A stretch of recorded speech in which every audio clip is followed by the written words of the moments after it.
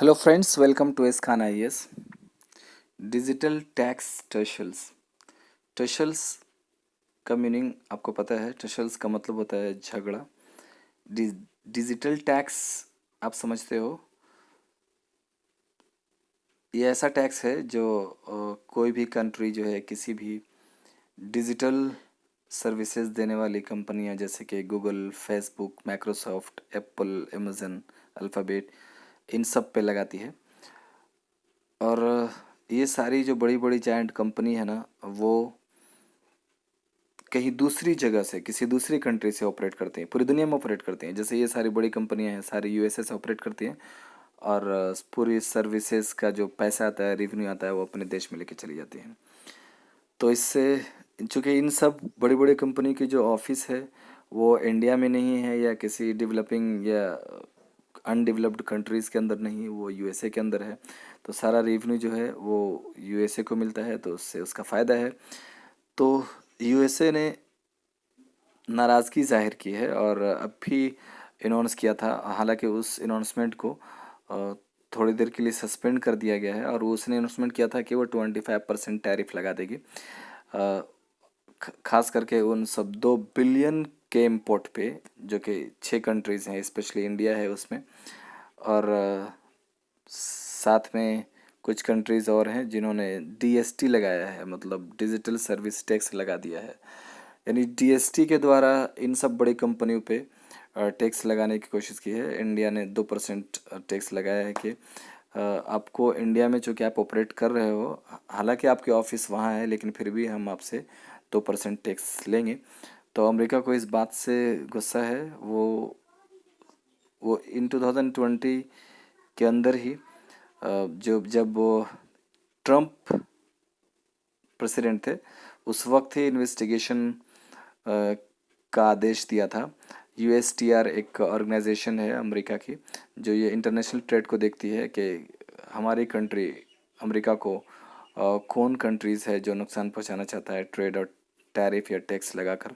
तो इन सब मामले को वो देखती है। तो आदेश दिया था यूएसटीआर को कि वो जांच पड़ताल करे। फिर अब वो जो है जो बाइडन आ गए हैं, उन्होंने भी सेम ही पॉलिसी को फॉलो करते हुए अब भी अनाउंसमेंट किया है कि वो 25% टैरिफ चार्ज लगाएगी। तो राइटर का कहना है कि ये जो टैरिफ वार है, जो कुछ कंट्रीज़ में होने लगेगा, जैसे कि अब जब टैरिफ अमेरिका लगाएगा, वहाँ से इंपोर्ट, जब वो इंपोर्ट करेगा गुड्स को, सामान को इंपोर्ट करेगा, तो वो टैरिफ लगाएगा। तो डेफिनेटली है कि कुछ कंट्रीज़ हैं जो वो भी टैरिफ लगा देंगी। तो ये जो टैरिफ वार होने लगेगा एक दूसरे पे, तो ये इस टैरिफ वार की वजह से काफ़ी नुकसान होगा हमारे इंटरनेशनल ट्रेड को।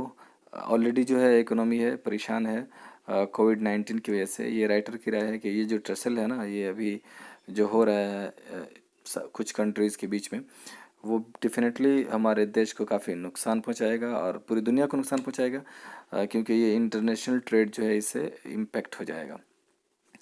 बस इतनी सी बात है जो पूरे इस आर्टिकल में कही गई है। आप अगर इसमें कुछ बात पर ध्यान दोगे तो आप इस समझ लो आप आसानी से कि पहली 2 लाइन के अंदर इसी राय को जाहिर किया है कि इंडिया क्या, दुनिया अफोर्ड नहीं कर पाएगी टैरिफ वार को डिजिटल सेक्टर को बचाने के लिए। फिर उसके बाद देखो 4 से 5 लाइन के अंदर कहा गया है कि यूनाइटेड स्टेट ने अनाउंस किया था, लेकिन अभी कुछ समय के लिए उसको क्या किया है, वो सस्पेंड कर दिया है। वो 25% टैरिफ रेट था जो 2 बिलियन के इम्पोर्ट पे लगाया था, और 6 कंट्रीज़ हैं स्पेशली जिसमें इंडिया भी शामिल है।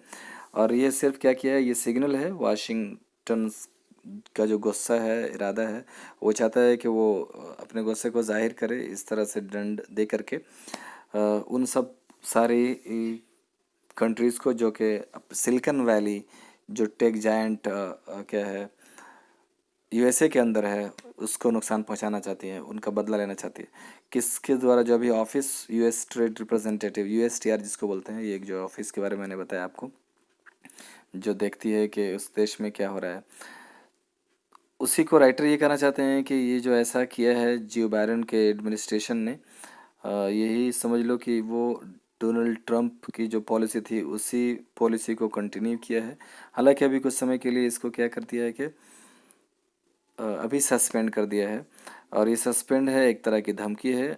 अगर वो देश नहीं मानते हैं, डीएसटी लगाते रहेंगे तो उन पे टैरिफ चार्ज किया जाएगा और उनसे जो सामान इंपोर्ट हो रहा है उस पे। अब डेफिनेटली आपको पता है कि जब टैरिफ बढ़ जाती है किसी पे, तो जो सामान किसी दूसरे देश से किसी दूसरे देश में बेचने के लिए जा रहा है, बिकने के लिए जा रहा है, तो उसका दाम बढ़ जाएगा वहाँ पे। जब वहाँ पे दाम बढ़ जाएगा तो लोग वहाँ के नहीं खरीदेंगे और फिर वहाँ डोमेस्टिक जो है वो जो कंपनियां बना रही हैं उस चीज़ को या वो सर्विसेज दे रही हैं उनको फ़ायदा होगा। इसी चीज़ को पूरे आर्टिकल के अंदर कहा गया। आप इसको धीरे से वन बाय वन करके पढ़ोगे, इस दिमाग को इस कॉन्टेक्स्ट को दिमाग में रख के, तो डेफिनेटली आपको ये आर्टिकल आसानी से समझ में आ जाएगा।